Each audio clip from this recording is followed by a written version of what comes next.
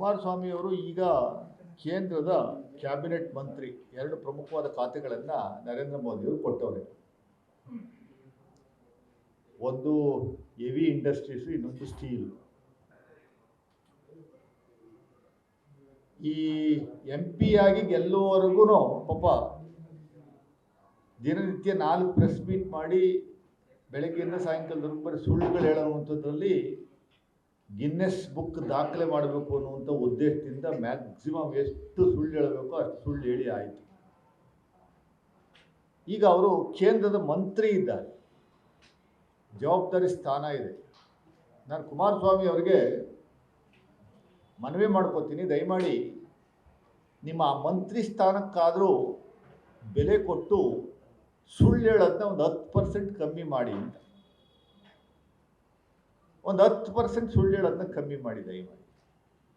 ದಾಖಲೆಗಳಿದ್ದರೆ ದಾಖಲೆಗಳ ಸಮೇತ ಮಾಧ್ಯಮದವರಿಗೆ ಬಿಡುಗಡೆ ಮಾಡುವಂಥ ಕೆಲಸ ನೀವು ಮಾಡಬೇಕು. ಸುಮ್ಮನೆ ಏನೋ ಒಂದಷ್ಟು ದಾಖಲೆ ತಗೊಂಬಂದು ನೋಡಿ, ಇಲ್ಲಿ ದಾಖಲೆ ಇದೆ ಅದು ಯಾವುದೋ ಮ್ಯಾಪ್ ತೋರಿಸಿರೋ ಮ್ಯಾಪ್ ನಿಮ್ಗೆ ಅರ್ಥ ಆಗುತ್ತೋ ಇಲ್ವೋ ಗೊತ್ತಿಲ್ಲ, ಯಾರು ಹೇಳ್ಕೊಟ್ರು ಏನೋ ಗೊತ್ತಿಲ್ಲ. ನಾನು ಮ್ಯಾಪ್ ಇದೆ, ನಾನು ತಗೊಂಬಂದಿದ್ದೀನಿ. ನಾನು 300 ಪೇಜ್ ಡಾಕ್ಯುಮೆಂಟ್ಸ್ ಇದೆ ಇಲ್ಲಿ. ನಾನು 300 ಪೇಜಷ್ಟು ಡಾಕ್ಯುಮೆಂಟ್ಸ್ ನನ್ನ ಹತ್ರ ಇದೆ. ನಿಮ್ಮಲ್ಲಿ ನಾನು ಮನವಿ ಮಾಡ್ಕೋತೀನಿ, ಕುಮಾರಸ್ವಾಮಿ ಅವರು ದಯಮಾಡಿ ನನಗೊಂದು 10 ನಿಮಿಷ ನೀವು ಸಮಯಾವಕಾಶ ಕೊಡಬೇಕು. ನಿಮ್ಮ ಜೊತೆ ಬರ್ತೀನಿ, ಮಾಧ್ಯಮದ ಮುಂದೆ ಚರ್ಚೆ ಮಾಡೋಣ. ನೀವು ಏನೆಲ್ಲ ಪ್ರಶ್ನೆಗಳನ್ನು ಎತ್ತಿದ್ದೀರಿ ಅಷ್ಟಕ್ಕೂ ಉತ್ತರ ಕೊಡುವಂಥ ಕೆಲಸವನ್ನು ನಾನು ಈಗ ಮಾಡ್ತೀನಿ, ದಾಖಲೆಗಳ ಸಮೇತ. ಇದಲ್ಲದೇನೆ ಎಲ್ಲ ಒಂದು ಕಡೆ ರಾಜ್ಯದ ಮಾನ ಮರ್ಯಾದೆ ಸಂಪೂರ್ಣವಾಗಿ BJP JDS ದೇಶಾದ್ಯಂತ ಪ್ರಪಂಚಾದ್ಯಂತ ಹರಾಜು ಹಾಕುವಂಥ ಕೆಲಸವನ್ನು ಮಾಡ್ತಾ ಇದ್ದೀರಿ. ನಿಮ್ಗೇನೂ ಸಿಗದೇ ಇದ್ದಾಗ ಸುಳ್ಳನ್ನು 10 ಬಾರಿ ಸುಳ್ಳು ಹೇಳಿ ಜನಗಳಿಗೆ ನಂಬಿಸುವಂಥ ಕೆಲಸವನ್ನು ಮಾಡ್ತಾ ಇದ್ದೀರಿ. ಶ್ರೀಮತಿ ಪಾರ್ವತಿ ಸಿದ್ದರಾಮಯ್ಯನವರ ಅವ್ರ ವಿಚಾರದಲ್ಲಿ ಎಲ್ಲಾದರೂ ಒಂದೇ ಒಂದು ತಪ್ಪು ಆಗಿದ್ರೆ, ಒಂದು ಕಡೆ ತಪ್ಪಾಗಿದೆ, ದಯಮಾಡಿ ದಾಖಲೆ ಸಮೇತ ಹೇಳ್ರಿ. ಅವರ ವ್ಯಾಪ್ತಿಗೆ ಬಂದಿದ್ದು 2010ರಲ್ಲಿ. 10 ನಂತರ ಏನಾಗಿದೆ ಅನ್ನೋದ್ರ ಬಗ್ಗೆ ಮಾತಾಡಿ. 1952ನೇ ಇಸ್ವಿನಲ್ಲಿ ಏನಾಯಿತು ಅಂತ ಯಾಕೆ ಮಾತಾಡ್ತಾ ಇದ್ದೀರಾ ಕುಮಾರಸ್ವಾಮಿ ಅವರು? ಈಗ ಎಲ್ಲ ಒಂದಷ್ಟು ಸುಳ್ಳುಗಳನ್ನು ನೀವೇ ಸೃಷ್ಟಿ ಮಾಡ್ಕೊತಾ ಇದ್ದೀರಿ. 5 ಪ್ರಮುಖವಾದ ಪ್ರಶ್ನೆ ಕೇಳಿದ್ದೀರಾ ನೀವು. ಮೊದಲನೇ ಪ್ರಶ್ನೆ ಮಾಧ್ಯಮದಲ್ಲಿ ಬಂದಿದೆ, ನಿಂಗಾ ಉರುಫ್ ಜವರ. ನಿಂಗಾ ಉರುಫ್ ಜವರ ಅಲ್ಲ, ಅವರು ನಿಂಗಾ ಬಿನ್ ಜವರ. 1985ರ ದಾಖಲೆ ಹತ್ರ ಇದೆ. ಅವ್ರ ತಂದೆ ಹೆಸರು ಉರುಫ್ ಅಲ್ಲ, ಅಲಿಯಾಸ್ ಅಲ್ಲ. ಸುಮ್ಮನೆ ಸುಳ್ಳು ಹೇಳುವಂಥ ಕೆಲಸವನ್ನು ಮಾಡೋದು ನಿಲ್ಲಿಸ್ಬೇಕು ಕುಮಾರಸ್ವಾಮಿ ಅವರೇ. ನನ್ನ ಹತ್ರ ಇಲ್ಲಿದೆ ನೋಡಿ ಈ ದಾಖಲೆ. ನಿಂಗಾ ಬಿನ್ ಜವರ ಅಂತ 1985ನೇ ಇಸ್ವಿನಲ್ಲಿ ಮೈಸೂರು ಡೆಪ್ಟಿ ಕಮಿಷನರು ಇವರಿಗೆ 3 ಎಕರೆ 16 ಗುಂಟೆ ಸರ್ವೆ ನಂಬರ್ 464 ಕೆಸರೆ ಗ್ರಾಮದಲ್ಲಿ 100 ರೂಪಾಯಿಗೆ ಹರಾಜಿಗೆ 3 ಎಕರೆ 16 ಗುಂಟೆ ಕೊಂಡ್ಕೊಂತಾರೆ. ಇವರು 3 ಎಕರೆ 16 ಗುಂಟೆ ಕೊಂಡ್ಕೊಂತಾರೆ. ಇವರು ಈ belongs to Dalit community. Ninga ಬಿನ್ ಜವರ ಅವರು ದಲಿತ ಸಮುದಾಯಕ್ಕೆ ಸೇರಿದವರು. ದಲಿತದ ಕಾನೂನುಗಳ ಅನ್ವಯ 1985ರಲ್ಲಿ ಮೈಸೂರು ಡೆಪ್ಟಿ ಕಮಿಷನರ್ ಅವರು ಹರಾಜು ಮಾಡ್ತಾರೆ ಜಮೀನನ್ನ. ಹರಾಜಿಗೆ 100 ರೂಪಾಯಿಗೆ ಇವರು ಕೊಟ್ಕೋತಾರೆ. 3 ಎಕರೆ 16 ಗುಂಟೆ 1985ನೇ ಇಸ್ವಿ ಮೈಸೂರು ಜಿಲ್ಲಾಧಿಕಾರಿಗಳು ಬಹಿರಂಗ ಹರಾಜಿನಲ್ಲಿ 100 ರೂಪಾಯಿಗೆ ಇವರು ಸೇಲ್ ಆಗುತ್ತೆ. 4 ಜನ ಭಾಗವಹಿಸ್ತಾರೆ ಹರಾಜಿನಲ್ಲಿ. ಅತಿ ಹೆಚ್ಚು ಹಣವನ್ನು ಪಾವತಿ ಕೂಗಿರುವಂಥದ್ದು ಇವರು 100 ರೂಪಾಯಿ. ಇನ್ನಿಬ್ಬರು 89 ರೂಪಾಯಿ, ಇನ್ನೊಬ್ಬರು 90 ರೂಪಾಯಿ, 95 ರೂಪಾಯಿ ಕೂಗ್ತಾರೆ. ಇವರು 100 ರೂಪಾಯಿ ಕೂಗ್ತಾರೆ. 100 ರೂಪಾಯಿ ಫೈನಲ್ ಅವಾರ್ಡ್ ಆಗುತ್ತೆ. ಗ್ರಾಂಟೆಡ್ ಲ್ಯಾಂಡ್ ಅಲ್ಲ ಇದು, PTCL ಕಾಯ್ದೆ ಅನ್ವಯಿಸಲ್ಲ. ಹಿಂದೆ ಯಾರೋ ಮೈಸೂರಲ್ಲಿ ವಿಶ್ವನಾಥ್ ಅಂತ ದಿನ ಬೆಳಗ್ಗೆ 4 ಪ್ರೆಸ್ ಮೀಟ್ ಮಾಡುವಂಥ ವ್ಯಕ್ತಿ, ಇದು ದಲಿತ ಲ್ಯಾಂಡು ಗ್ರಾಂಟೆಡ್ ಲ್ಯಾಂಡು ಅಂತ ಹೇಳ್ಕೊಂತಿರ್ತಿದ್ರು. ಇವರು ಸ್ವಂತ ಸಂಪಾದನೆ ಮಾಡಿರುವ ಜಮೀನು. ನಿಂಗಾ ಬಿನ್ ಜವರ, ನಾಟ್ ಊರ್, ಕುಮಾರಸ್ವಾಮಿ ಅವರೇ. ಆಮೇಲೆ ನೀವು ಹೇಳ್ತೀರಿ, ಓಹೋ ನಿಂಗ ಅವರು ಜವರ ಹೆಸರಿನಲ್ಲಿದ್ದ 3 ಎಕರೆ 16 ಕುಂಟೆ ಜಮೀನು 1992ರಲ್ಲಿ ದೇವರಾಜು ಎಂಬುವರಿಗೆ ಭೌತಿಕಾತೆ ಮೂಲಕ ಕೆಸರೆ ಗ್ರಾಮದ ಜಮೀನಿನ ಮಾಲೀಕತ್ವ ಬದಲಾವಣೆ ನಡೆದಿದೆ. 1992ರಲ್ಲಿ ಮೂಡಾವು ಭೂ ಸ್ವಾಧೀನಕ್ಕೆ ಪ್ರಾಥಮಿಕ ಅಧಿಸೂಚನೆ ಹೊರಡಿಸಿತ್ತು. ವ್ಯಾಜ್ಯ ಇದ್ದ ಕಾರಣ 1997ರಲ್ಲಿ ಈ ಜಮೀನಿನ ಪರಿಹಾರದ ಬಾಬ್ತು 3,24,000 ನ್ಯಾಯಾಲಯದಲ್ಲಿ ಮೂಡಾ ಠೇವಣಿ ವಿವರಿಸಿತ್ತು. ಹಣ ಪಾವತಿ ಆಗಿದ್ದರಿಂದ ಇದು ಮೂಡಾಗಿ ಸೇರಿತ್ತು. ಅದನ್ನು ಖಾಸಗಿ ವ್ಯಕ್ತಿಗಳಿಂದ ಖರೀದಿಸಿದ್ದು ಹೇಗೆ ಅಂತ ಪ್ರಶ್ನೆ ಕೇಳಿದ್ದೀನಿ. ನನ್ನ ಹತ್ರ ಮ್ಯೂಟೇಷನ್ ಇದೆ ನೋಡಿ, ನನ್ನ ಹತ್ರ ಮ್ಯೂಟೇಷನ್ ಇರುವಂಥ ಕಾಪಿ. ನಿಂಗ ಅವ್ರಿಗೆ 3 ಜನ ಗಂಡು ಮಕ್ಕಳು, 3 ಜನ ಮಕ್ಕಳು ಗಂಡು ಮಕ್ಕಳೇ. ಒಬ್ಬರು ಇಲ್ಲಿದೆ ನೋಡಿ, ಒಬ್ಬರು ಮಲ್ಲಯ್ಯ, ಎರಡನೇವರು ಮೈಲಾರಯ್ಯ, ಮೂರನೇವರು ದೇವರಾಜ್. ಈ ದೇವರಾಜಿಗೆ ಇವರೆಲ್ಲ ಮಕ್ಕಳು, ಅಪ್ಪ ಅಮ್ಮ ತಾತ ಮುತ್ತಾತ ಎಲ್ಲ ಸೇರಿ ಇವ್ರಿಗೆ ಬರ್ಕೊಡ್ತಾರೆ. ದೇವರಾಜಿಗೆ ಈ ಜಮೀನು ಟ್ರಾನ್ಸ್ಫರ್ ಆಗುತ್ತೆ. ಬಹಳ ಸ್ಪಷ್ಟವಾಗಿದೆ, ಖಾತೆ ಆಗುತ್ತೆ, ಎಲ್ಲ ಆಗುತ್ತೆ. 1992ರಲ್ಲಿ ಮೈಸೂರು ನಗರಾಭಿವೃದ್ಧಿ ಪ್ರಾಧಿಕಾರ ಈ ಜಮೀನು ಪ್ಲಸ್ ಇತರೆ ಜಮೀನುಗಳು ಒಟ್ಟು ನಂತರ ದಾಖಲೆ ಇದ್ದಾವೆ. ಒಂದು 50-60 ಸರ್ವೆ ನಂಬರ್ ಜಮೀನನ್ನು ಭೂಸ್ವಾಧೀನ ಮಾಡುವಂಥದಕ್ಕೆ ನೋಟಿಫೈ ಮಾಡ್ತಾರೆ. 1992ರಲ್ಲಿ ಮೈಸೂರು ನಗರಾಭಿವೃದ್ಧಿ ಪ್ರಾಧಿಕಾರ ಜನರಿಗೆ ಸೈಟ್ ಹಂಚುವಂಥದಕ್ಕೆ, ಸೈಟ್ನ ಕೊಡುವಂಥದಕ್ಕೆ ರೈತರ ಕೃಷಿ ಜಮೀನುಗಳನ್ನು ಸುಮಾರು 60 ಸರ್ವೆ ನಂಬರ್ಗಳು ಮಾತ್ರ ಇದ್ದಾವೆ. 60 ಸರ್ವೆ ನಂಬರು, ಅದರಲ್ಲಿ 464 ಸರ್ವೆ ನಂಬರ್ 464 ದೇವರಾಜಿಯವರ ಜಮೀನು ಸೇರಿ, ದಟ್ ಇಸ್ ನಿಂಗ ಬಿನ್ ಜವರ ಅವರ ಜಮೀನು ಸೇರಿ 3 ಎಕರೆ 16 ಕುಂಟೆಯೂ ಸೇರಿ 4-1 ನೋಟಿಫಿಕೇಶನ್ ಆಗುತ್ತೆ. 1997ರಲ್ಲಿ ಇದೇ ಜಮೀನು 6-1 ನೋಟಿಫಿಕೇಶನು ಆಗುತ್ತೆ. ಅವಾರ್ಡ್ ಆಗುತ್ತೆ, ದುಡ್ಡು 3,24,000 ದುಡ್ಡು ಅವಾರ್ಡ್ ಆಗುತ್ತೆ. ಆ ದುಡ್ಡನ್ನ ಕೊಡುವಂಥದಕ್ಕೆ, ನೋಟಿಸ್ ಕೊಡುವಂಥದಕ್ಕೆ ದೇವರಾಜ್ ಅವರು ಸಿಗಲ್ಲ. ಮಲ್ಲಯ್ಯ ಅಂತ ಅವ್ರ ತಂದೆ, ಅವ್ರ ಅಣ್ಣ ಇರ್ತಾರೆ, ಅವರಿಗೆ ನೋಟಿಸ್ ಕೊಟ್ಬಿಟ್ಟು ಬರ್ತಾರೆ ಇವರು. ಆ ಕಾಪಿನ ನನ್ನ ಹತ್ರ ಇದೆ, ಅವಾರ್ಡ್ ನೋಟಿಸ್ ಇಲ್ಲಿದೆ. ಇವರು ರೈತರು ಯಾವ್ಯಾವ ಸರ್ವೆ ನಂಬರು ದುಡ್ಡನ್ನು, ಹಣವನ್ನು ಪಡೆಯುವಂಥದ್ದಕ್ಕೆ ರೆಫ್ಯೂಸ್ ಮಾಡ್ತಾರೆ, ಅದನ್ನು ಕೋರ್ಟಲ್ಲಿ ಇಡುವಂಥದ್ದಕ್ಕೆ ಅವಕಾಶ ಇದೆ. ಈ ದುಡ್ಡನ್ನು ತಗೊಂಡೋಗಿ ಕೋರ್ಟಲ್ಲಿ ಇಡ್ತಾರೆ. 3,24,000 ಕೋರ್ಟಲ್ಲಿ ತಗೊಂಡೋಗಿ ಇಡ್ತಾರೆ. 1998ರಲ್ಲಿ ಸರ್ವೆ ನಂಬರ್ 464, ಕುಮಾರಸ್ವಾಮಿ ಅವರೇ, ನೀವು ಮುಖ್ಯಮಂತ್ರಿಗಳಾಗಿದ್ದೀರಿ, ನಿಮಗೆಲ್ಲ ದಾಖಲೆಗಳನ್ನು ತಗೊಂಬಂದು ಮೈಸೂರಿಂದ 2 ಅವರ್ಸ್ ಯಾವುದೋ ಸ್ಟಾರ್ ಹೋಟ್ಲಲ್ಲಿ ಕೂತ್ಕೊಂಡು ಟ್ಯೂಷನ್ ಕೊಟ್ಟರಲ್ಲ ನಿಮಗೆ, ಟ್ಯೂಷನ್ನು. ಆಗ ಆ ಟ್ಯೂಷನ್ ಕೊಡುವಂಥ ಮೇಷ್ಟ್ರು ಸರಿಯಾಗಿರಬೇಕು. ಸುಳ್ಳು ಟ್ಯೂಷನ್ ಕೊಟ್ಟವ್ರೆ ನಿಮಗೆ. ದಯಮಾಡಿ ಒಂದನ್ನು ಕ್ಲಾರಿಫೈ ಮಾಡುವಂಥದ್ದಕ್ಕೆ ಇಷ್ಟಪಡ್ತೀನಿ. ನೀವು ಅನ್ನೋದು ಭಾಳ, ಯಾಕೆಂದರೆ ಎಲ್ಲ ಮಾಧ್ಯಮದಲ್ಲಿ ಅದೇ ಹೆಡ್ಡಿಂಗ್ ಬಂದಿದೆ, ಸತ್ತ ವ್ಯಕ್ತಿಗೆ ಡಿನೋಟಿಫೈ ಆಗಿದೆ. ಹಂಗೆ ಸತ್ತ ವ್ಯಕ್ತಿ ಹೆಸರಲ್ಲಿ ಡಿನೋಟಿಫೈ ಆಗಿದೆ. ಇದು ಸಿಂಪಲ್ ಕಾಮನ್ ಸೆನ್ಸ್. 2 ಬಾರಿ ಮುಖ್ಯಮಂತ್ರಿಗಳಾಗಿದ್ದಿರಿ, ಕೇಂದ್ರ ಮಂತ್ರಿ ಆಗಿದ್ದೀರಿ, ನಿಮ್ಮ ತಂದೆಯವರು ಪ್ರೈಮ್ ಮಿನಿಸ್ಟರ್ ಆಗಿದ್ದರು. ನೋಟಿಫೈ ಇಲ್ಲ ಡಿನೋಟಿಫೈ ಆಗುವಂಥದ್ದು ಹೆಸರು ಮೇಲಲ್ಲ ಸ್ವಾಮಿ, ಸರ್ವೆ ನಂಬರ್ ಮೇಲೆ. Please keep this in the mind, understand. ನೀವು ಯಾರು ಟ್ಯೂಷನ್ ಕೊಡ್ತಲ್ಲ ನಿಮಗೆ, ಅವನ್ನ ಕ್ರಾಸ್ ಕ್ವಶನ್ ಮಾಡಿ. ಹೆಸರು ಮೇಲಲ್ಲ ಡಿನೋಟಿಫೈ ಆಗೋದು, ಸರ್ವೆ ನಂಬರ್ ಮೇಲೆ. ಇಂಥ ಸರ್ವೆ ನಂಬರ್ ಜಮೀನನ್ನು ನಾವು ನೋಟಿಫೈ ಮಾಡಿದ್ದೀವಿ ಅಂತ ಅವರು ಪ್ರಕಟಣೆ ಮಾಡ್ತಾರೆ. ಸರ್ವೆ ನಂಬರು, ವಿಸ್ತೀರ್ಣ ಮತ್ತು ಎಷ್ಟು ಕುಂಟೆ ಏನು ಅಂತಂದು ನೋಡಿ ಇಲ್ಲೇ ಇದೆ ನನ್ನ ಹತ್ರ, ಇಲ್ಲಿದೆ ನೋಡಿ. ಇದರಲ್ಲೆಲ್ಲಾದರೂ ಹೆಸರುಗಳಿದೆ, ದಯಮಾಡಿ ತೋರಿಸಿ. ಇಲ್ಲಿದೆ ನೋಡಿ. ಕುಮಾರಸ್ವಾಮಿಯವರು ನಾನು ರೆಕಾರ್ಡ್ ನಿಮಗೆ ಕಳಿಸ್ಕೊಡ್ತೀನಿ, ಪಟ್ಟಿ ಕಳಿಸ್ಕೊಡ್ತೀನಿ. ಕೆಲವು ನಿಮ್ಮ JDSನವರು BJPಯವರು ಸೇರಿ ಟೈಪ್ ಮಾಡಿರುವಂಥ ದಾಖಲೆಗೆ ಬಿಡುಗಡೆ ಮಾಡಬೇಡ್ರಿ. ಅಯ್ಯೋ, ಯಾರೋ ಟೈಪ್ ಮಾಡ್ಕೊಂಬಂದು ಮಾಧ್ಯಮಕ್ಕೆ ತೋರಿಸೋವಂಥದಕ್ಕೆ ಒಂದಷ್ಟು ದಾಖಲೆಗಳು ತಗೊಂಬಂದು ಬಿಡುಗಡೆ ಮಾಡುವಂಥ ಕೆಲಸವನ್ನು ಮಾಡ್ತಾಯಿದ್ರಿ BJPಯವರು. ನೀವು ಅದನ್ನೆಲ್ಲ ಅಸೆಂಬ್ಲಿನಲ್ಲಿ ಸಿದ್ದರಾಮಯ್ಯ ಸಾಹೇಬರು, DK ಶಿವಕುಮಾರ್ ಅವರು ನಿಮಗೆ ಕೊಡ್ತಾರೆ ದಾಖಲೆಗಳ ಸಮೇತ ಸರ್ಟಿಫೈಡ್ ಕಾಪಿ ಕೊಡ್ತೀವಿ. ಇಲ್ಲೆಲ್ಲಾದರೂ ದಯಮಾಡಿ ತೋರಿಸಿ sir. Please show me the name of the person against whom it is being notified or denotified. So Ninga ಬಿನ್ ಜವರ ಸತ್ತೋಗಿರುವಂಥ ವ್ಯಕ್ತಿ ಹೆಸರಲ್ಲಿ ಡಿನೋಟಿಫೈ ಆಗಿರುವಂಥದ್ದಲ್ಲ. ಅರ್ಜಿ ಕೊಡುವಂಥ ವ್ಯಕ್ತಿ ದೇವರಾಜು, ಇನ್ನೂ ಬದುಕಿದ್ದಾರೆ ಅವರು. ಆ ಜಮೀನನ್ನು ಡಿನೋಟಿಫೈ ಮಾಡಬೇಕಾದ್ರೆ ಆ ನೋಟಿಫೈ ಮಾಡುವಂಥ ಸಂದರ್ಭದಲ್ಲಿ ನಿಂಗಾ ಹೆಸರಲ್ಲೇ ಇತ್ತದು.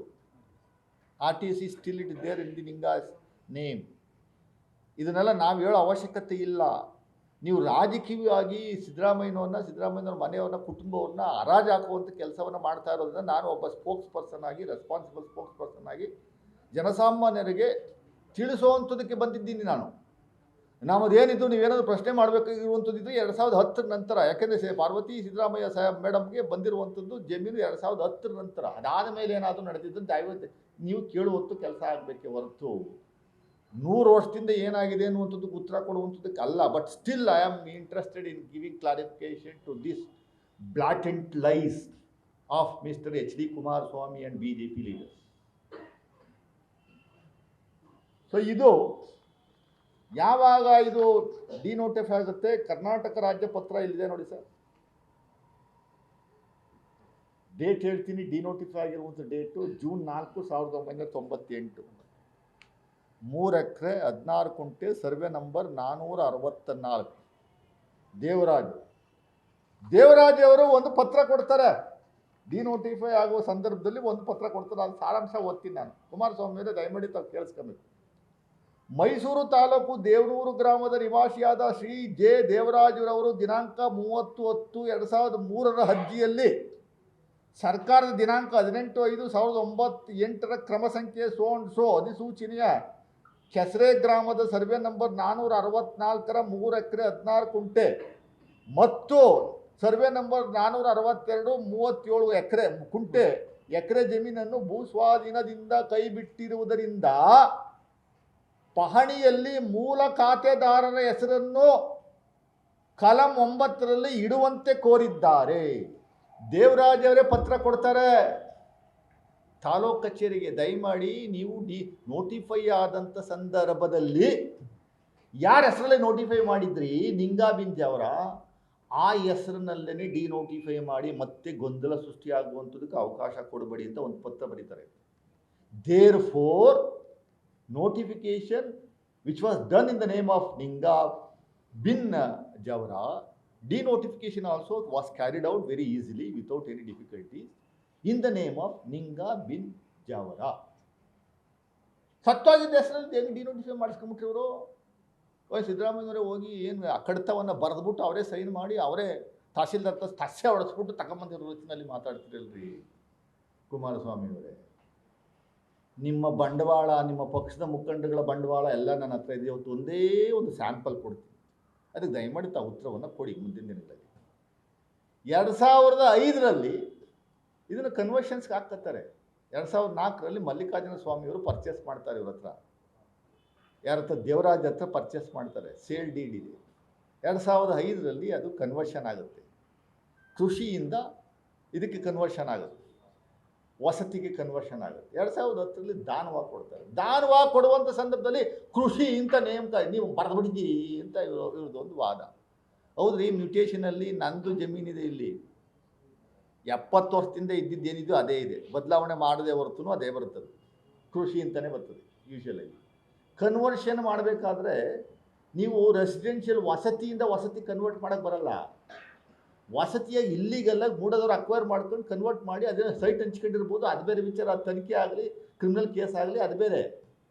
ನಮಗೆ ಬಂದಂಥ ಲ್ಯಾಂಡು ಕೃಷಿ, ಅದನ್ನು ಕನ್ವರ್ಷನ್ಗೆ ಹಾಕ್ಕೊಂಡಿದ್ದೀವಿ. ಎಲ್ಲಿ ಕನ್ವರ್ಷನ್ ಹಾಕಬೇಕು? ಡೆಮೋಸ್ಟಿಕ್ಗೆ ಕನ್ವರ್ಷನ್ ಹಾಕ್ಕೊಂಡಿದ್ದೀವಿ, ವಸತಿ ಕನ್ವರ್ಷನ್ಗೆ ಕೊಡಿ ಅಂತ ಹಾಕ್ಕೊಂಡಿದ್ದೀವಿ. ತಪ್ಪೇನಿದೆ ಅದರಲ್ಲಿ? ಕೃಷಿ ಅಂತ ಇತ್ತು ಅಂತ ಯಾವುದೋ ಮ್ಯೂಟೇಷನ್ ಸರ್ಟಿಫಿಕೇಟ್ ತಗೊಂಡು ತೋರಿಸ್ಬಿಟ್ಟು ಕೃಷಿ ಜಮೀನು ಅಂತ ಹೆಂಗೆ ಹೇಳ್ತಾ ಇದ್ರೆ, ಆಲ್ರೆಡಿ ತೀರ್ಮಾನ ಆಗೋಗಿ ಎಲ್ಲ ಇದಾಗೋಗಿತ್ತಲ್ಲ, ಬಡಾವಣೆ ನೇಮಕ ಆಗೋಗಿತ್ತಲ್ಲ ಅಂತ ಹೇಳ್ತೀರಿ.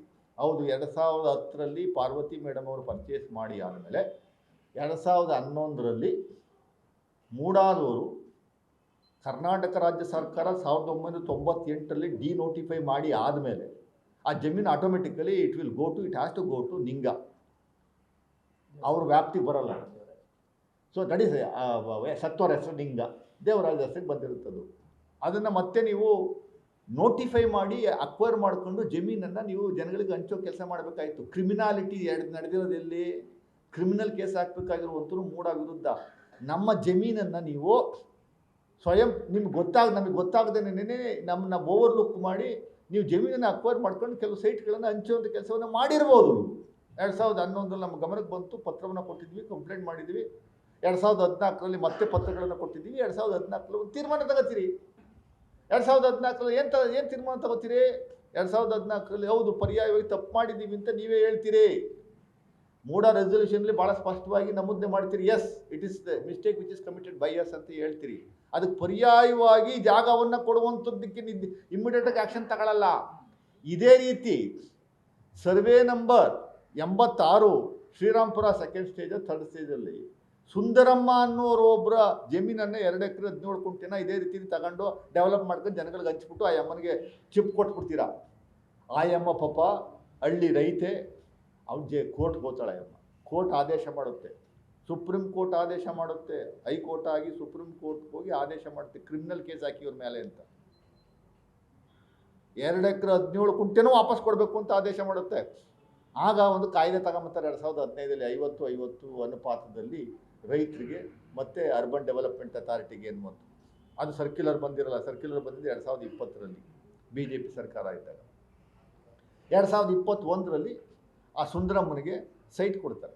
ಇದೇ ರೀತಿ 50-50 ಅನುಪಾತದಲ್ಲಿ ಸುಂದರಮ್ಮನಿಗೆ ಸೈಟ್ ಕೊಡ್ತಾರೆ. ಅದನ್ನು ಕೋರ್ಟ್ ಮಾಡಿ 2021ರಲ್ಲಿ ಪಾರ್ವತಿ ಮೇಡಮ್ ಅವರಿಗೆ 50-50 ರೇಷಿಯೋದಲ್ಲಿ 3 ಎಕರೆ 16 ಗುಂಟೆ ಅಂದರೆ 1,50,000 ಚದರ ಅಡಿ, 1,50,000 ಸ್ಕ್ವೇರ್ ಫೀಟ್ನ ಅಕ್ವೈರ್ ಮಾಡಿರುವಂಥ ಜಾಗಕ್ಕೆ ನೀವು ಕೊಡಬೇಕಾಗಿರುವಂಥ ಡೆವಲಪ್ಡ್ ಏರಿಯಾ. ಎಷ್ಟು ಡೆವಲಪ್ಡ್ ಏರಿಯಾ? 55%. ಅದು ಆಲ್ಮೋಸ್ಟ್ 90,000 ಸ್ಕ್ವೇರ್ ಫೀಟು. ಅದರಲ್ಲಿ 50% ಅಂದರೆ ಎಷ್ಟು? 45,000 ಸ್ಕ್ವೇರ್ ಫೀಟ್ ಕೊಡಬೇಕಾಯಿತು. ಕೊಟ್ಟಿದ್ದೆಷ್ಟು ನೀವು? ಬರೀ 38,284 ಚದರ ಅಡಿ ಮಾತ್ರ. ಅಷ್ಟಕ್ಕೆ ನಾವು ತೃಪ್ತಿ ಪಟ್ಕೊಂಡು ಅವ್ರು ಎಲ್ಲಿ ಕೊಟ್ಟರು ಆ ಜಾಗವನ್ನು ಆ ಜಾಗದಲ್ಲಿ ತಗೊಂಡಿದ್ದೀವಿ ನಾವು. ಶ್ರೀರಾಮ್ಪುರದಲ್ಲಿ ಕೊಡಿ, ಇನ್ಯಾವುದೋ ಡಾಲರ್ಸ್ ಕಾಲೋನಿಯಲ್ಲಿ ಕೊಡಿ, ವಿಧಾನಸೌಧ ಪಕ್ಕದಲ್ಲೇ ಕೊಡಿ ಅಂತ ನಾವು ಅರ್ಜಿ ಹಾಕಿರ್ಲಿಲ್ಲ. ನೀವೆಲ್ಲಿ ಖಾಲಿ ಇತ್ತು ಅಲ್ಲಿ ಕೊಟ್ಟಿದ್ದೀರಿ.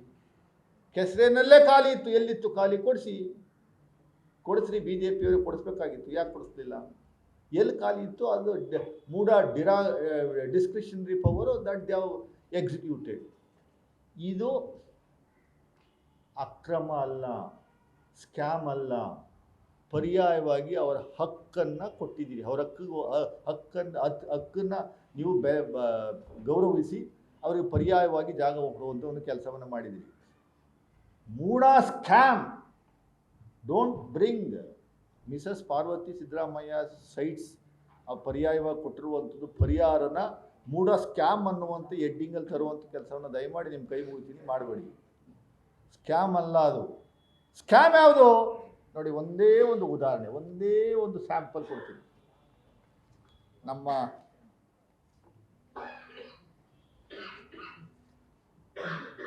ಮಾನ್ಯ BS ಯಡಿಯೂರಪ್ಪನವರೇ, ಮಾನ್ಯ ವಿಜಯೇಂದ್ರ ಅವರೇ, ನೋಡಿ ಒಂದೇ ಒಂದು ಸ್ಯಾಂಪಲ್, ನಿಮ್ಮ ಫ್ಯಾಮಿಲಿದು ಒಂದು ಸ್ಯಾಂಪಲ್ ಕೊಡ್ತೀನಿ. ನಿಮ್ಮ ಫ್ಯಾಮಿಲಿದು ಒಂದು ಸ್ಯಾಂಪಲ್, ಒಂದೇ ಒಂದು ಸ್ಯಾಂಪಲ್ ಕೊಡ್ತೀನಿ. ಇದು ಅಕ್ರಮ ಅನ್ನುವಂಥದ್ದು ನಾನು ಹೇಳ್ತೀನಿ ನಿಮಗೆ. ಒಂದೇ ನಿಮಿಷ ತೋರಿಸ್ತೀನಿ. SC ರಾಜೇಶ್ ಬಿನ್ ಶ್ರೀ ಚಂದ್ರಪ್ಪ ಇವರು,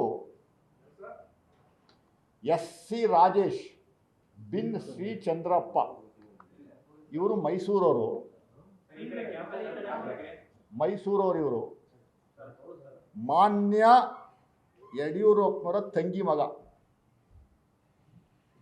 ಮಾನ್ಯ ಯಡಿಯೂರಪ್ಪನವರ ತಂಗಿ ಮಗ BY ವಿಜೇಂದ್ರ ಅವ್ರಿಗೆ ಏನಾಗಬೇಕು ಸರ್? ಅಳಿಯನ ಮಾವನ? ಮಾವ ಆಗಬೇಕು.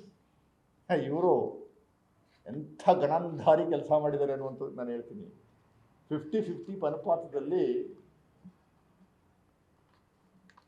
ಮೈಸೂರು ತಾಲೂಕು ಕಸಬಾ ಹೋಬಳಿ ಇಣಕಲ್ ಗ್ರಾಮ ಸರ್ವೆ ನಂಬರ್ 255/3 33 ಕುಂಟೆ ಜಮೀನನ್ನು ಪ್ರಾಧಿಕಾರವು ಭೂ ಸ್ವಾಧೀನಪಡಿಸಿಕೊಳ್ಳದೆ ಉಪಯೋಗಿಸಿಕೊಂಡಿರುವ ಬಾಬ್ತು ಪ್ರಾಧಿಕಾರದ ನಿರ್ಣಯ ದಿನಾಂಕ 6/11/2020 ವಿಷಯ ಸಂಖ್ಯೆ ಸೋನ್ಸೋ ಸರ್ಕಾರದ ಆದೇಶ ಸೋನ್ಸೋ ದಿನಾಂಕ 11/2/2015 ಅನ್ವಯ ಶೇಕಡ 50-50 ಅನುಪಾತದಂತೆ 8,994 ಚದರ ಅಡಿ 8,984 ಅಂದರೆ ಆಲ್ಮೋಸ್ಟ್ 9,000 ಚದರ ಅಡಿ ಅಳತೆಯ ನಿವೇಶನವನ್ನು ಬದಲಿಯಾಗಿ ಮಾಲೀಕರಿಗೆ ವಾರಸುದಾರರಿಗೆ ಪರಿಹಾರಾತ್ಮಕವಾಗಿ ಮಂಜೂರು ಮಾಡಿ ಆದೇಶಿಸಿದೆ ಅಂತ ಒಬ್ಬ ನಕಲಿ ವ್ಯಕ್ತಿನ ಕ್ರಿಯೇಟ್ ಮಾಡ್ತಾರೆ. ನಕಲಿ ವ್ಯಕ್ತಿ ಸರ್ವೆ ನಂಬರ್ 255/3 ಸರ್ವೆ ನಂಬರ್ 255/3 ಇಲ್ಲಿ ಅದ್ಭುತವಾದಂಥ ತೀರ್ಮಾನ ಹೆಂಗೆ ತಗೊಂಡಿದ್ದಾರೆ ಅನ್ನುವಂಥದ್ದಕ್ಕೆ ಇಲ್ಲಿ ಇವರೇ ಮೆನ್ಷನ್ ಮಾಡ್ತಾರೆ.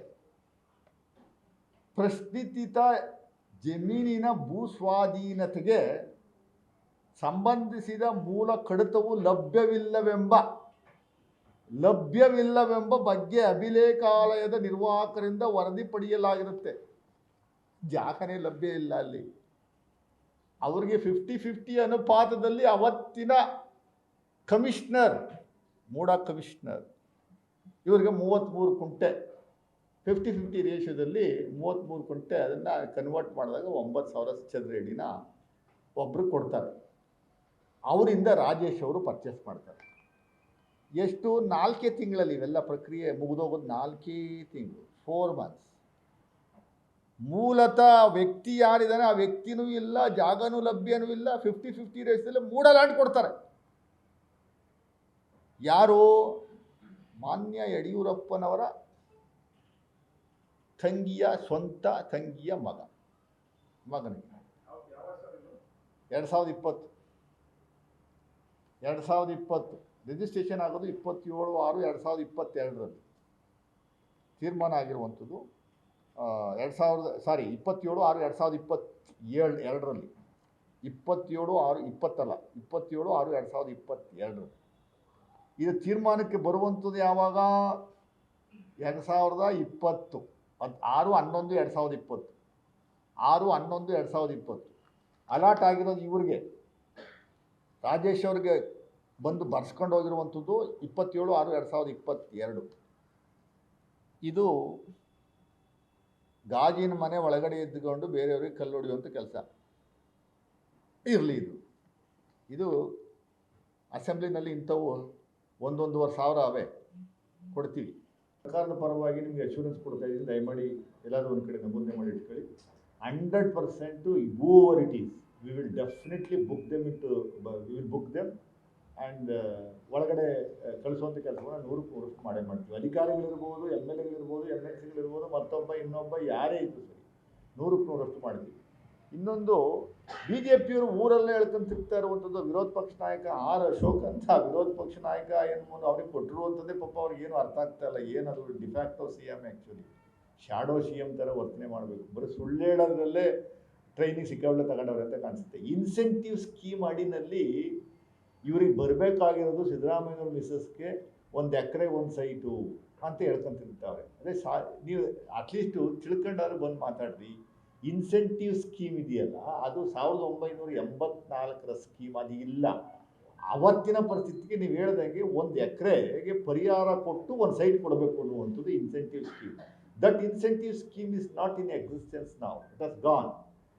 ಅದನ್ನು ಸುಳ್ಳು ಹೇಳ್ಕೊಂತಿರ್ತಾವ್ರೆ. ಈಗ ಬರಬೇಕಾಗಿದೆ 3 ಸೈಟ್ ತಗೊಬೇಕಾಯ್ತು, 14 ಸೈಟ್ ಯಾಕೆ ತಗೊಂಡ್ರು ಅಂತ ನೋಡಿ. ಈ ಥರ ಸುಳ್ಳುಗಳು ಹೇಳುವಂಥದ್ದು.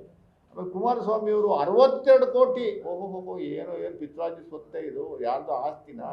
ನಿಮ್ಮ ಆಸ್ತಿ ಕೇಳ್ತಾ ಇಲ್ವಲ್ಲ ಕುಮಾರಸ್ವಾಮಿಯವರೇ. 62 ಕೋಟಿ ಹೆಂಗೆ ಕ್ಯಾಲ್ಕುಲೇಷನ್ ಅನ್ನುವಂಥದ್ದು ದಯಮಾಡಿ ಅರ್ಥ ಮಾಡ್ಕೊಬೇಕು. 2013ರಲ್ಲಿ ಲ್ಯಾಂಡ್ ಲೂಸಸ್ ಇದೆ, ರೈತರ ಜಮೀನನ್ನು ನೀವು ಕಿತ್ಕೊಂಡ್ರೆ ಅದಕ್ಕೆ 3 ಪಟ್ಟು ನೀವು ಬೆಲೆ, ಮಾರ್ಕೆಟ್ ಬೆಲೆ ಏನಿದೆ ಅದು 3 ಪಟ್ಟು ಕೊಡಬೇಕು ಅನ್ನುವಂಥದ್ದಿದೆ. 3 ಎಕರೆ 16 ಕುಂಟೆಗೆ ವ್ಯಾಲ್ಯೂಯೇಷನ್ ಪ್ರಕಾರ ಇವತ್ತು ಅದಕ್ಕೆ 20 ಕೋಟಿ ಆಗುತ್ತೆ. ಬಡ್ಡಿ ಸಮೇತ ಸೇರಿ 3 ಪಟ್ಟು ಅಂತಂದರೆ 62 ಕೋಟಿ ಆಗುತ್ತೆ. ಅದನ್ನು ಕೇಳಿದ್ದಾರೆ ಸಿದ್ದರಾಮಯ್ಯ, ಸೈಟ್ ಬೇಕಾದ್ರೆ ತಗೊಂಬಿಡಿ ಸ್ವಾಮಿ, ನಮಗೆ ಪರಿಹಾರ ಕೊಡಿ ಅಂತ. ಹಂಗಾರೆ 3 ಎಕರೆ 16 ಗುಂಟೆ ವಾಪಸ್ ತಗೊಂಬಿಟ್ಟು ನಮ್ಗೆ ಏನು ಇಲ್ವಾ ಹಂಗಂದ್ರೆ? ನಮ್ಮ ಜಮೀನಲ್ಲಿ ಕಿತ್ಕೊಂಡ್ಬಿಟ್ಟು ಬೀದಿ ನಿಲ್ಲಿಸೋಂಥ ಕೆಲಸವನ್ನು ಮಾಡ್ಬಿಡ್ಬೇಕಾ? ಅದನ್ನು ಹೇಳ್ಬೇಕು ನೀವು. ಅದನ್ನು ಹೇಳೋದು ಬಿಟ್ಬಿಟ್ಟು ಇನ್ನೇನೋ ಕತ್ಗಳೆಲ್ಲ ಹೇಳೋಂಥ ಕೆಲಸವನ್ನು ಮಾಡ್ತಿರಲ್ಲ. ಆಮೇಲೆ ಕುಮಾರಸ್ವಾಮಿಯವರು ಏನೋ ಪತ್ರ ತೋರಿಸ್ಬಿಟ್ಟು 3,24,000 ಕೋರ್ಟಲ್ಲಿ ಇಟ್ಟಿದ್ರು ಅಂತಾರೆ. ಹೌದು, ಕೋರ್ಟಲ್ಲಿ ಇಟ್ಟಿದ್ರು, ಮತ್ತೆ ಕೋರ್ಟಿಂದ ವಾಪಸ್ ತಗೊಂಡವ್ರಲ್ಲ ಮೂಡೋದವರು. ಅದನ್ನು ಹೇಳಿ ನೀವು. ಡಿನೋಟಿಫೈ ಆದಮೇಲೆ ಆ ದುಡ್ಡು ಮತ್ತೆ ಕೋರ್ಟಲ್ಲಿ ಇಲ್ಲ, ಅದಕ್ಕೆ again it has come back to MUDA. ಅದನ್ನು ದಯಮಾಡಿ ತಿಳಿಸುವಂಥ ಕೆಲಸವನ್ನು ಮಾಡಿ. ಅದು ಯಾವುದೋ ಮ್ಯಾಪ್ ತೋರಿಸ್ತೀವಿ ನೋಡಿ, ನನ್ನ ಹತ್ರ ಮ್ಯಾಪ್ ಇದೆ, ಇದು ಅಪ್ರೂವ್ ಆಗಿರೋ ಮ್ಯಾಪ್ ಇದೆ. ಇಲ್ಲಿ ಏನು ಮ್ಯಾಪ್ ಇದೆ? ಸರ್ವೆ ನಂಬರು 464 ಎಷ್ಟು ಸೈಟ್ಗಳು ಏನು ಎತ್ತ, ಆಮೇಲೆ ಎಷ್ಟು ನೋಟಿಫೈ ಆಗಿದೆ, ಎಷ್ಟು ಡಿನೋಟಿಫೈ ಆಗಿದೆ, ಎಷ್ಟು ಜಾಗ ಪಾರ್ಕ್ಗೆ ಸೇರಿದೆ ಅನ್ನುವಂಥದ್ದು ಮ್ಯಾಪ್ ಇಲ್ಲಿದೆ. ಕುಮಾರಸ್ವಾಮಿ ಅವರೇ, ನೀವು ಯಾವುದೋ ಮ್ಯಾಪ್ ತೋರಿಸಿಲ್ಲ. ಯಾವ ಮ್ಯಾಪ್ ಅದು? ನೀವೇ ಬರ್ಸ್ಕೊಂಬಂದಿದ್ದ ಮ್ಯಾಪ್ ಅದು? ಏನದು? ಮೂಡ ಕೊಟ್ಟಿದ್ದ ಮ್ಯಾಪ? ದಯಮಾಡಿ ಒಂಚೂರು ಡಿಸ್ಪ್ಲೇ ಮಾಡಿ ನೋಡಿ. ಇಲ್ಲಿದೆ ಮ್ಯಾಪು, ಸರ್ವೆ ನಂಬರ್ 464 ಮ್ಯಾಪ್ ಇಲ್ಲಿದೆ. ಇದರಲ್ಲಿ ಎಷ್ಟು ಜಾಗ ಏನು ಎತ್ತ ಅನ್ನುವಂಥ ಸಂಪೂರ್ಣವಾಗಿ ಅಪ್ರೂವ್ ಆಗಿರುವಂಥ ಮ್ಯಾಪ್ ಇದು.